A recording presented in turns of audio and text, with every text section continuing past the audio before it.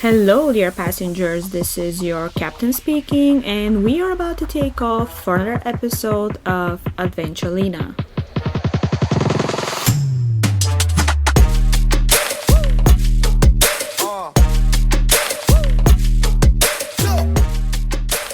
I don't wanna laugh for Christmas. Ho ho ho, everyone. I'm not trying to be annoying from the very first second, but let me be honest. Holidays are here, guys. And we, at least I, can't help it. So, welcome back for another episode of Adventulina. This, in fact, will be the last episode for this year, and it's also episode number 13, which is my favorite number. Coincidence? I don't think so. I was telling you guys in the previous episode that every time I decorate for Christmas, I play All I Want for Christmas Is You by Mariah Carey, and I play it as long as I finish decorating. This is basically the only time of the year I play that song, only on decorating day. You won't hear me playing it any other day. I only get to listen to it on Christmas markets or in stores, whatever, out of my control. So I was telling you guys last time and I realized that I never played the song this year. I literally told you about this little tradition, and a few days after, I decorated my tree and completely forgot about this cute little tradition. I reminded myself of it while I was in San Antonio and I heard the song playing somewhere. And I do have an excuse. I realized actually that since I moved to San Francisco, I haven't really had a Christmas tree. And let me explain why before you judge me. First two Christmases that I spent in San Francisco, I was dog sitting my friend's dog while they were gone. So I got to spend weeks at their place before, during, and after the holidays. So I didn't really decorate my place back then, which means I didn't get a tree for those first 2 years of me being here. It was just pointless as I wasn't going to spend any time home. I was pretty much enjoying their decoration. The third Christmas after I moved here, which is last year, I went on a 3-week trip to New York and New Jersey, and again, before, during, and after the holidays. So I wasn't home at all, and it was pointless to decorate because I wasn't going to be there and enjoy it. Realizing I didn't keep my tradition, which is to play goddamn All I Want for Christmas Is You while decorating my tree, I decided to start a new holiday tradition. I've mentioned before to you guys that I collect magnets from my trips. This is the only kind of souvenir I get from every place I go. Sometimes I buy stickers or other stuff, but the only real collection I have is from magnets. So this year I decided to start collecting Christmas ornaments. Sue me. Yep, I'm going to start buying Christmas tree ornaments from not each place I go to, but from each state and country. Places will be too much. I think states and countries are enough. And my new collection was started with an ornament from Texas. First, let me start from my most recent trip. Just like a week ago, I came back from a Texas-Washington trip. I went to San Antonio for a few days and then stopped at Seattle for a little bit. If you guys have listened to my previous episodes, you probably remember me saying that my Alaska trip kind of got canceled and I decided to go somewhere warmer as a nice, 2023 farewell trip. So I booked San Antonio, and I think I'll have to admit again, for a second time this year, that I left the whole planning for almost the last moment. I literally had my flights and my accommodation, and just a few days before I was actually going to leave was when I worked on what to see and what to do there. Which I've mentioned before, I hate because I'm rushing through the itinerary, I'm pressured to finish, which is not the perfect recipe for a great travel plan. I remember literally being upset with myself for doing that, but it turned out pretty well. Maybe I'm just so used to planning things like that, and I know my routine so well.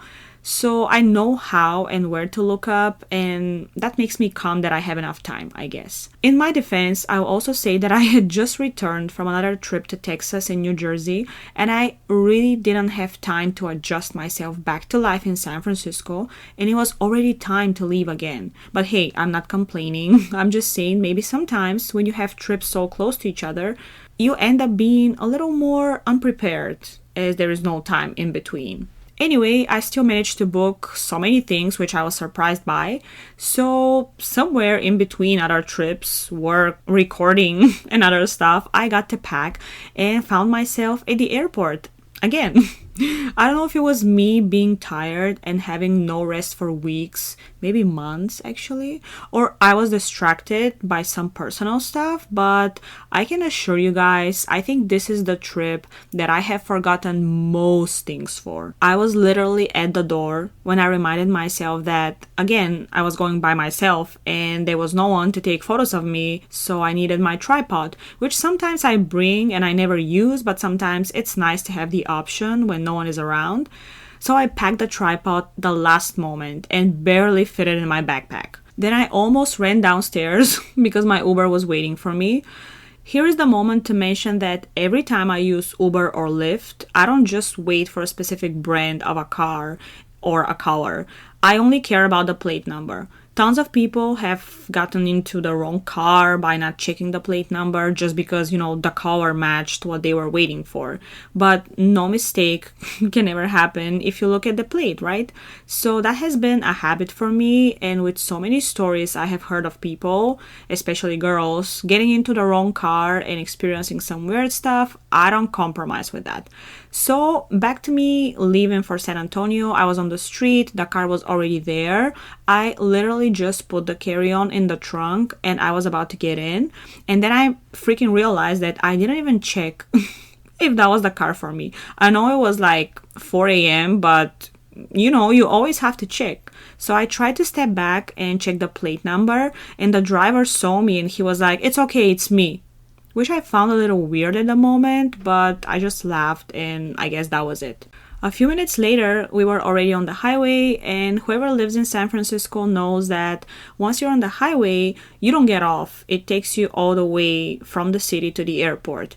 So here we were cruising, and all of a sudden the driver takes an exit. And I was like, wait, why is he getting off the highway? Like the airport is straight ahead. Then he makes a turn to some goddamn creepy street, and my poor heart starts to race as shit. I could literally feel the fear in my chest, and my still asleep brain was already thinking of, who knows, I'm leaving for vacation and how to call someone without making it obvious so this guy won't kill me, Then I was like, it's making you go through here for the airport? And I don't know if the guy was creepy by nature or it was just me tripping, but he kind of looked aside and I could only see part of his face because, it was dark. It was like 4 a.m. Then he goes, "We're picking up another passenger." Oh, the relief I felt at that moment. You guys have no idea, I swear. So in my defense, when I book rides with Uber or Lyft, I always look for the cheapest because I'm not usually in a rush to get places. Even for the airport, I always leave much earlier so I have time to react if something happens. So I'm okay with waiting and paying less. The shared rides that combine passengers in the same area are cheaper, so often I get to book those, but I never get to ride with anyone else, as it's not necessary for you to, get a ride buddy. It depends on how busy it is and if there is someone who needs to be picked up close to you. So this morning, I obviously picked the shared ride option to save some money because yes, sometimes the price to get to and back from the airport is half of the airplane ticket you bought. So I didn't see also my phone notifying me about another passenger who we were going to pick up. But anyway, I literally thought that I was being kidnapped even before I made it out of town. I was like, damn, to be kidnapped here where I live? Not even in a strange city, not even in a city I've never been to, and I'm walking all day by myself. Bummer. Imagine just waking up and almost immediately having to jump into a car catching a plane. I just got tricked. It wasn't until we picked up the other passenger and we were on our way, this time for real, when I realized another thing. I forgot my travel pillow, which sucked because some of my flights were about 4.5 hours. Another bummer.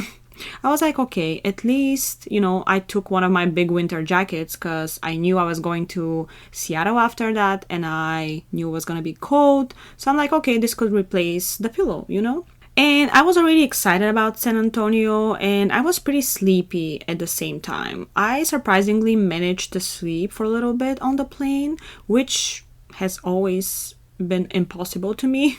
I guess I was so goddamn tired that I finally was able to do it. And I got to San Antonio. Weather was kind of shitty. It was overcast, but actually warm. Turned out that I got lucky and literally caught the last hot weekend. As of the day I was leaving, it was supposed to start raining, and I saw on TV they expected some blizzard. I was like, hell no, I'm out of here. Here is the moment to mention that as I was kicking off my day in San Antonio, I realized I forgot the part of the tripod that holds the phone. Absolute moron. Because as I said, I reminded myself to take the whole thing literally the last moment, so I was in a rush, and I guess I only took the down part.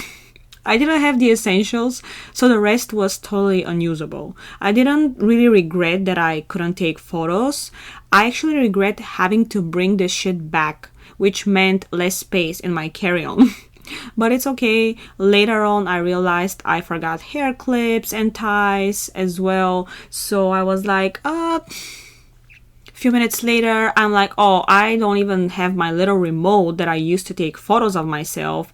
It's super small and helpful. It connects to your phone with Bluetooth, and you can take photos of yourself super easy. But I was like, no problem, I have my Apple Watch. It's the same option. You can manage the camera from your watch and set a timer. And then I realized I didn't bring the charger for my watch, damn it.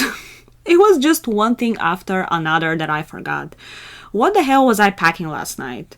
And again, ashamed at times like this, but I guess it happens. I'm starting to feel really bad about how many mistakes I've made lately due to so many trips in a short time.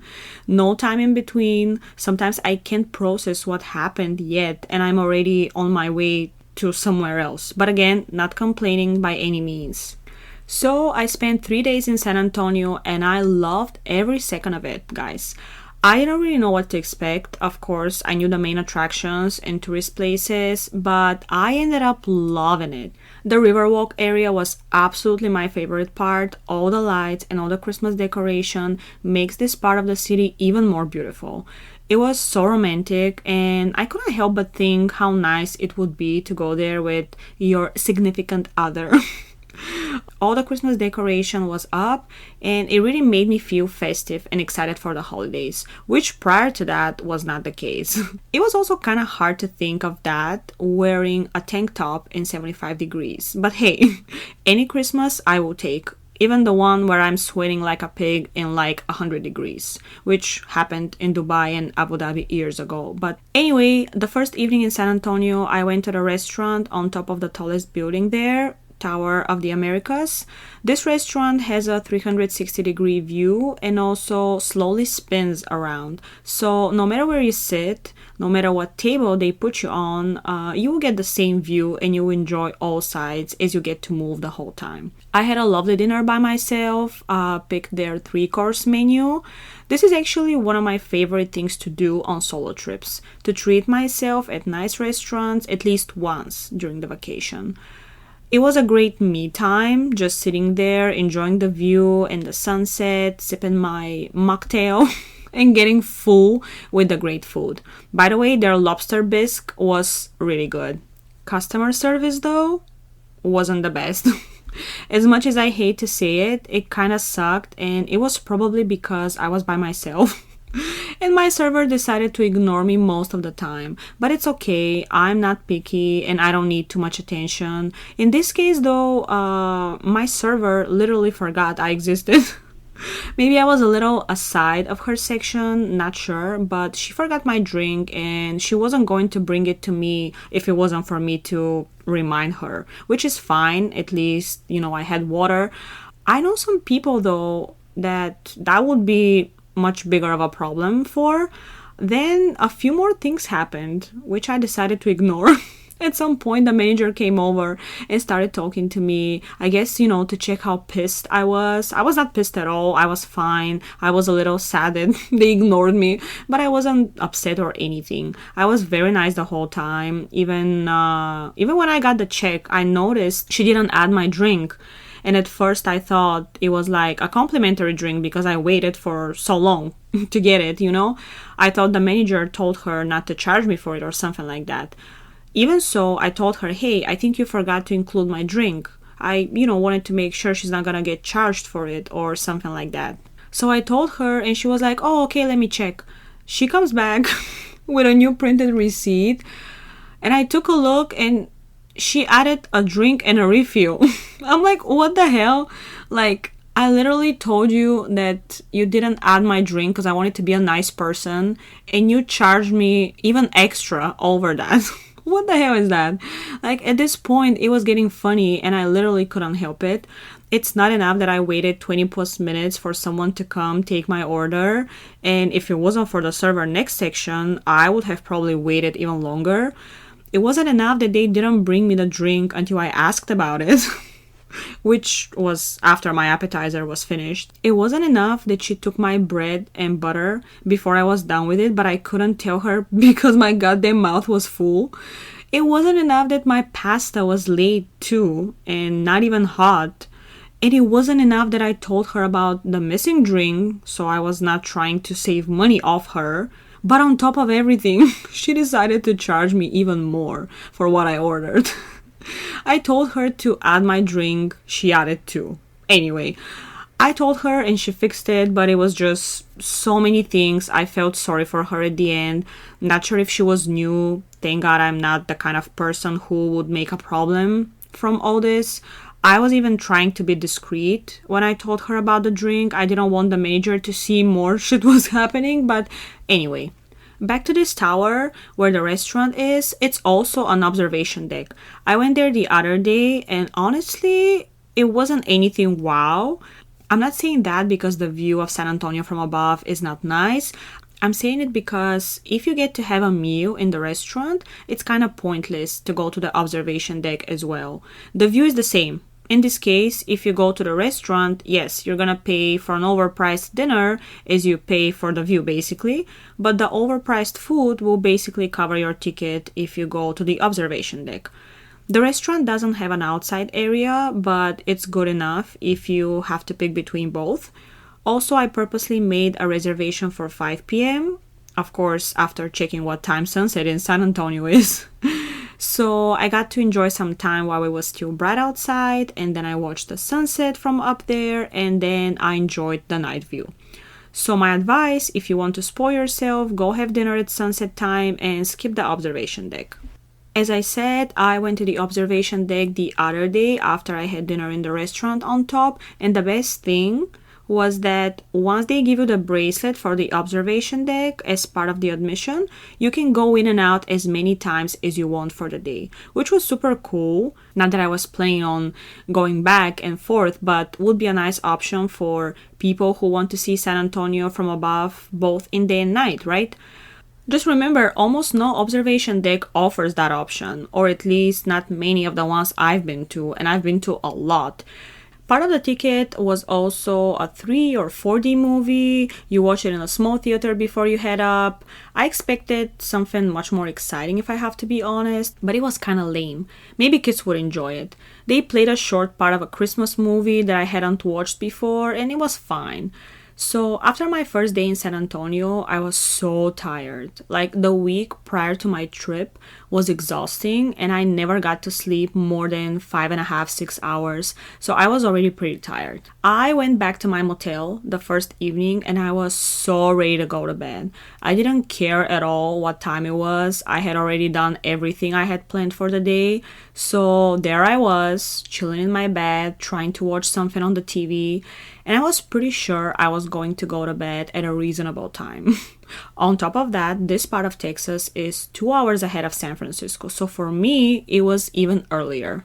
As I said, I was trying to find something to watch on TV, and sadly, every channel I had passed was either goddamn news. Whoever knows me is aware that I hate news and never watch this shit. I would rather be uninformed than let this negativity in my life. Other channels were just shows like Forensic Files, some paranormal activity shit, and overall scary stuff that I wasn't down to watch while being by myself in a motel close to a highway in a strange city. So I was super excited to go to bed early, but I kind of got distracted and started checking the photos I took earlier.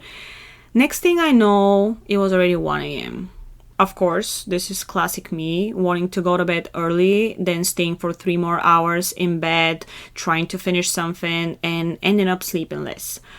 Anyway, I eventually did go to bed, and I was so tired that I slept like a baby, and I could not get up in the morning. Literally could not get up. My alarm kept going off from 8:30 a.m. to 10 a.m., and I could keep snoozing if it wasn't for me to finally be like, okay, I'm missing valuable time out for sleeping, and that's something I never do even when I'm home. I didn't feel rested at all, even if I slept longer than the hours I usually sleep. It was just me being exhausted for weeks prior to my trip. On top of that, I was having nightmares all night long. Literally would have a nightmare, wake up from my alarm, then snooze and fall asleep again, then have another nightmare, snooze it again and falling asleep and all over again. It was horrible, honestly. You guys can't even imagine. And I have the most bizarre dreams you ever hear about, but that's another topic. During those 3 days in San Antonio, I couldn't help to compare prices between Texas and California. Everyone knows how goddamn expensive California is, and it's always nice to go somewhere and be like, damn, that kind of feels like it's for free. I guess that's one of the best things about living in California, and especially in San Francisco. Wherever you go, it's always so cheap for you. I remember going to Disney World in Orlando, Florida for my 30th birthday, and everyone was like, oh my god, it's so expensive, it's so overpriced. We got there and it's literally cheaper than San Francisco, even in the park, so enjoy. Also, Uber and Lyft rides. Where I stayed, it wasn't a very nice area to walk by yourself when dark, I guess, or at least that's the vibe I got while I was researching my accommodation on Google Streets.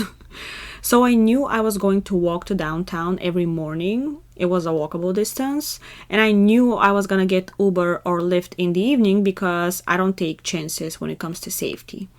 Well, that was back when I didn't know how much cheaper it was going to be. So once I saw the prices, I was like, okay, I guess I'm not walking in the morning either. And I really can't believe some of my rides were less than $4. $4, guys. This is usually the tip I leave my driver in San Francisco. I'm pretty sure the last time I had a ride in San Francisco for less than $4 was in 2018. So I was thrilled. This also worked perfectly for my 3rd day in San Antonio when I had planned all places far away from downtown and I had to spend more time in transportation. I also bought their public transport daily pass, which was $2.75 for 24 hours. Just couldn't help to compare. $2.75 is the price for riding public transport in San Francisco for an hour and 15 minutes, if I'm not mistaken. So I got to ride a few different buses, which allowed me to see so many more things. I would have never gone to these places if it wasn't for my transportation to take me through those places. I forgot to say something creepy that happened my 2nd evening. Well, not creepy in general, but for me it was, I guess. I was already in my motel and I was trying to play something on the TV again while I was getting ready for bed. And I put on a random TV channel and what do I see? The same freaking Christmas movie that they played in the theater with the 3 or 4D movie in the observation deck. I'm like, okay, what are the chances? I had never seen this movie until today, never in my life, and today I saw it twice. One of those times with absolute luck, considering me just putting on a random TV channel. Anyway, if anyone is planning on going to San Antonio, I would recommend getting on one of those boats on the river to enjoy a tour. Also checking out La Villita Historic Village and the Alamo, an iconic landmark in San Antonio, San Fernando Cathedral, and Mission San Jose, which is part of the Missions National Historical Park. Also check the tower that I already mentioned. Tower of the Americas. On the back of it, by the way, you will find those adorable angel wings. It's a metal installation with a tower in the background, and you can take great photos. A walk on Houston Street is very nice as well. There are plenty of places to check out there. When it comes to museums, I highly recommend McNay Museum, a little far away from downtown, but worth going. I also got to visit this immersive experience called Hopscotch. This was, I want to say, one of my highlights of this trip.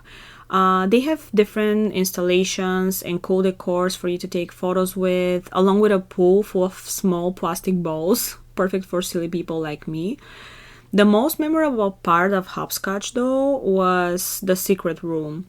There was a room with recording devices where people can share a secret. And this secret is supposed to be released weeks after you leave for, anonymous purposes. Which means when you get to that room, you pick up the phone, you can listen to what people have shared, and you can also record and leave a secret for someone else to listen to. It was very powerful, I gotta say. I didn't know what to expect when I picked up the phone and I started listening. It was very overwhelming and strange to listen to these people's secrets, all kinds of confessions. It was sad and powerful, but also inspiring. Also, somehow the secrets I've heard and the motivational things people had to say at the end were exactly what I needed at this moment. I don't know how, but I could relate in a way. So if you go to San Antonio and you feel like you want to share something to someone who's not going to judge, go there and share your secret. Also, while in San Antonio, don't forget to eat as much Mexican food as you can. So good. I went to the popular Rosario's and their pozole was so good. I also had puffy tacos. Another Mexican restaurant I checked was Original Republic of Texas, right on the Riverwalk. I had a really great time there, and similar to other experiences I've had, people I guess felt bad for me being by myself because they gave me a pretty nice table that I would assume they were saving for a party of at least two.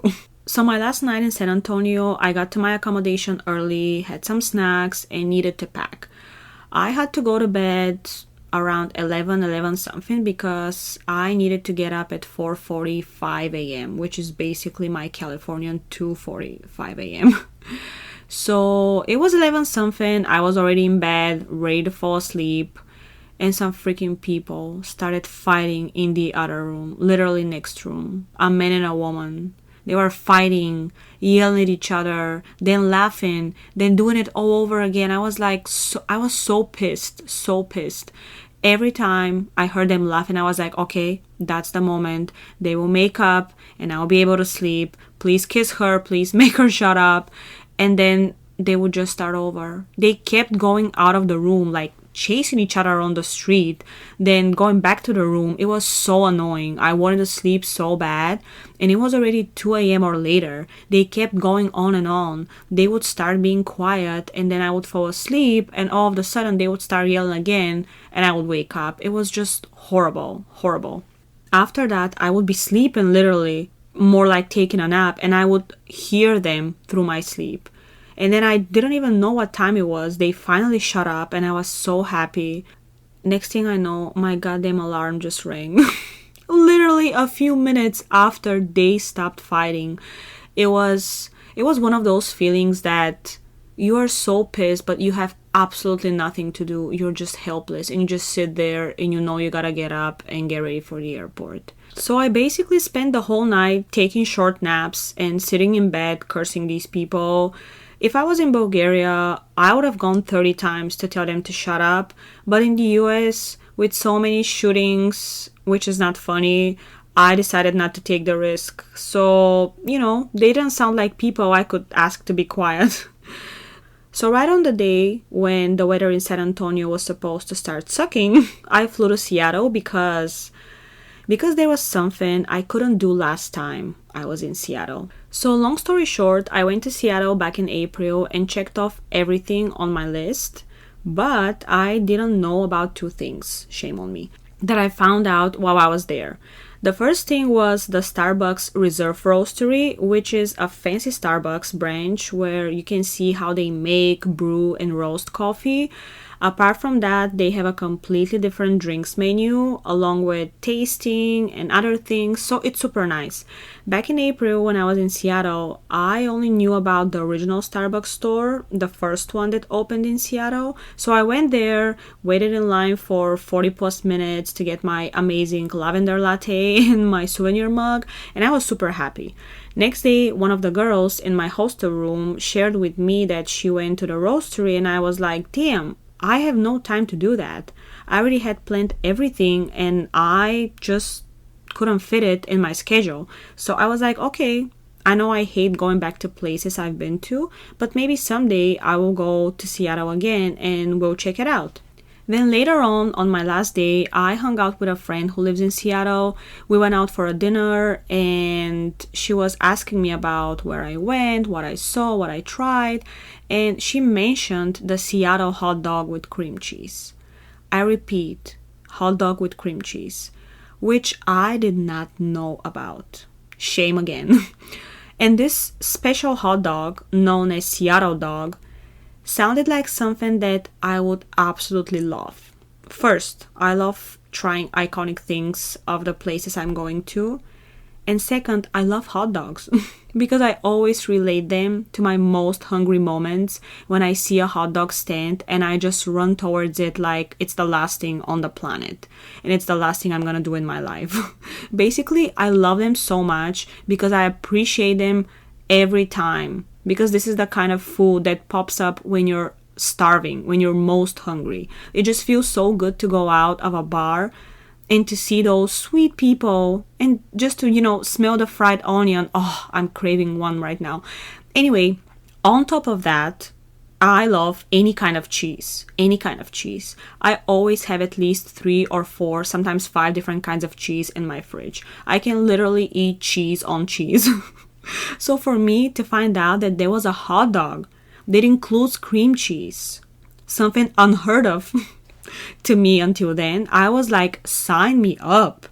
But as I said, it was my last evening in Seattle. Most places like this were already closed and I was leaving early in the morning. I did check a few places, but I couldn't get the hot dog and I left the city a little disappointed. I don't know if I was disappointed because I didn't know about that, or I was disappointed because I would have to go back. Because as I said, if I don't do everything on my list for a specific place, this means I have to go back. Otherwise, I don't count it as a visited place. I don't know. So when I booked my trip to San Antonio, I booked with Alaska Airlines, which is probably the airline I fly the most with. And their flights very often have layovers in Seattle because this is where the headquarters of the company is. So I was booking my flights and I was going to have my connection in Seattle anyway when I reminded myself, wait a minute, why don't I just make a long layover and go do the things that I couldn't last time? It was just perfect. I was leaving San Antonio early in the morning, so what was I gonna do going back to San Francisco around noon? Chilling? Having rest? Hell no. I'm not the kind of person who comes back from vacation a day earlier, enjoys some relaxing hours, does laundry, gets ready for work, and adjusts back to the time difference. No, that has never been me. I come back last moment because first, I want to see as much as possible, and second, I most likely found a cheaper flight later in the day. So I go back home from vacation, throw my suitcase on the floor, most of the time I unpack, and go to bed completely exhausted, only to wake up in 6 hours, if I'm lucky to get 6 hours, and have to work. I don't remember coming back from a trip and having a few hours until bedtime. Or coming back at noon and having the whole day. No, I never do that. I always come back so late that it's impossible to do anything other than just go to bed. I actually don't also remember ever requesting a day off if it wasn't for traveling. I don't request days to chill and stay home. Like this staycation thing should be illegal. I mean, people are gonna start giving me shit about this, but for me, staycation is something that shouldn't be a thing. I don't know. At least don't call it something that ends with cation from vacation, because this is not no vacation, I'm sorry. Anyway, I'm not there yet, I guess. I remember having to request vacation days because it's an obligation, or I had unused paid days back in Bulgaria, and I was gonna lose them if I don't take them, but I never wanted to be off if I'm not doing anything. So anyway, I just love how I said long story short, and I'm already talking about my paid vacation days back in Bulgaria for 5 minutes. So back to Seattle, when I realized that I can make a long layover there, I was super excited. I was like, yes, finally I can try the hot dog and I can go to the fancy Starbucks. It was just decided, 10 plus hours of connection time in Seattle. So when I left San Antonio, I literally went from 70 plus degrees temperature to 50 in Seattle. From tank top to my winter North Face jacket pretty much. But I was actually excited for the cold. I wanted to experience some cold before going back to San Francisco, a city where you can wear a t-shirt in December sometimes and snow is a myth. So since I couldn't experience any cold in New Jersey earlier in November, I was like, okay, now is the time. So I was already in Seattle. Unfortunately, it was chilly, but didn't really get cold until the sun started setting down, which was hours later. At some point, I was even walking without a jacket, but anyway, I went to Starbucks, got some pastry, and honestly, what I could call the best latte I have ever had.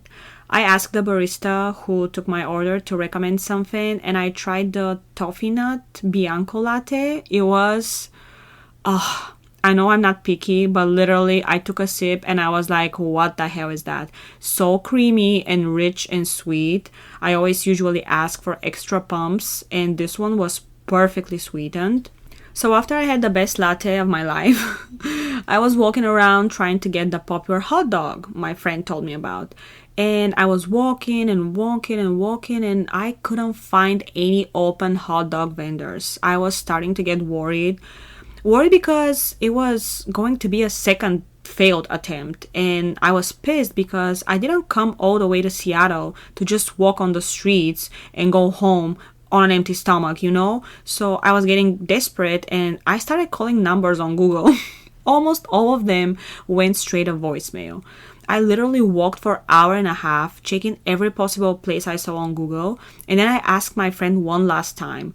She recommended a few places, and I had already checked all of them except for one.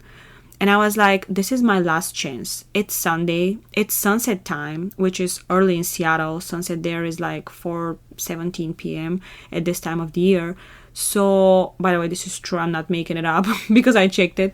So I felt like, even if something was open, being a hot dog vendor, it was going to close soon. So I headed to the last place, full of hope and anger. And I was approaching the park and I could see the window open. Like, I could see people ordering. I could see people cooking. I could see the name matched what I was looking for.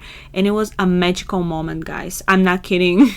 It was a magical moment because I was looking forward to it. I was really excited to try this hot dog. I know it sounds like absolute bullshit to some of you, but it just made my day. In my mind, I was already thinking of making another long layover in Seattle for my next trip just so I can go back and finally have the hot dog. But I was there and it was right in front of me. It was open. I was getting closer. I could see the menu. It was saying Seattle dog. I was walking towards and I was just smiling like an idiot. I'm curious what the people who saw me thought of me. They were probably like, damn, this bitch hasn't eaten anything for days. Because I remember saying something like, fuck yeah, or something like this. Because, when you succeed in something, you've been wanting to succeed, the feeling is just so strong that it kind of goes out of your mouth. And you gotta say something, even to yourself, or in my case, out loud. So yes, I had the Seattle dog, and I can say without a goddamn doubt, this was the best hot dog. The cream cheese makes the whole thing so much better. Like, regular hot dogs are a blessing too, don't get me wrong. But once you try the one with the cream cheese, you can never go back. You will always crave it. And yeah, recap of my Seattle day was having the best latte in my life and having the best hot dog in my life on the same day. What a successful day, huh? I remember thinking, damn, I can go home happy and satisfied that I did everything I wanted to in this city. So if I never get to go back, I'm fine. And this was my last trip for 2023, guys. I was a little concerned that I was gonna come back claiming that and then go somewhere in California on one of the weekends. But I really decided not to do it, as 2024 is literally a few days away, so it's time for me to stay home for at least a little bit. I'm so tired that I really think this was my last trip this year. But who knows, maybe some friend will come up with an offer, and it's always hard for me to say no. Actually, I never say no to a trip, so I can't promise anything, you know me, but I am committed to stay home. And back to this episode being episode number 13, my favorite number. I just don't think there's a coincidence that this episode matches the time when I get to talk about how 2023 treated me and how I treated myself because of the way the year treated me. Meaning, whatever happened, I would just go on a trip to distract, heal, or enjoy myself. I feel like after last time when we covered different presents for travelers and what to get for our holiday shopping, it's also time to admit that the year is over. I guess some recap is kind of needed. After all, it's 12 months, 365 days, 52 weeks that I guess deserve to be discussed a little bit. As you guys know me, I'm a person who measures their life by the experiences, not by the years, or at least I'm trying to. Who cares what your age is if you live a full life of what you love? Which for me is traveling. My way to compare years to one another is to see if I traveled more or less. That's how I know if the year was successful or not for me. Well, I can for sure say that 2023 was very successful in that aspect. I think I can pronounce this year the year of the big cities. Somehow I ended up mostly going to big cities, but still got to mix it up with some amazing nature spots and other places. But yeah, most of my destinations in 2023 were big cities, places I haven't been to, or big cities that I returned to.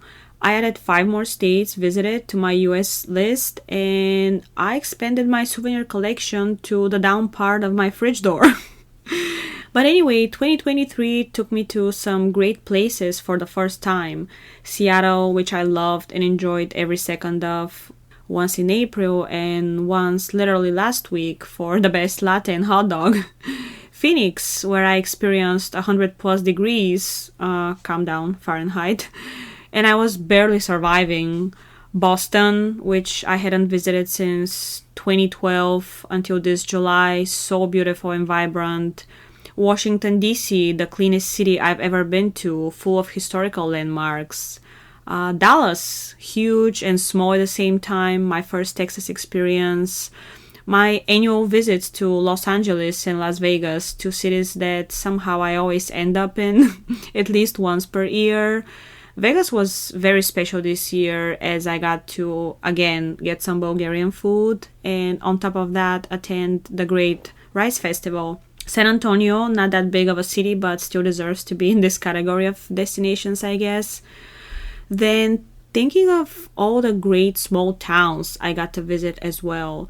Niagara Falls, along with the amazing falls, maybe the most memorable trip of my year that keeps a top position of my experiences in general.